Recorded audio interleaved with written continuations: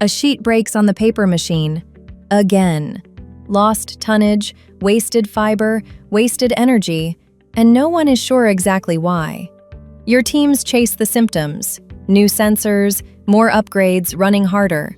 But the real drivers hide in your data. Thousands of variables interacting in real time, invisible to even your best operators. What if your machines could tell you why performance changes, not just what?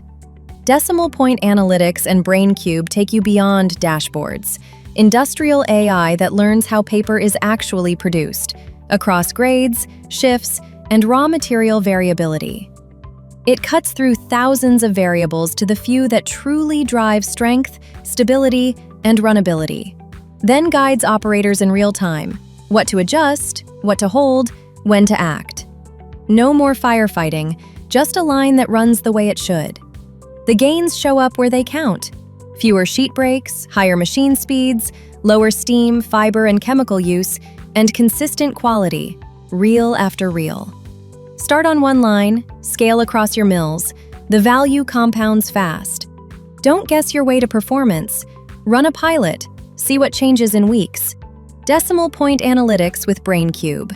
Turn your process into your competitive edge.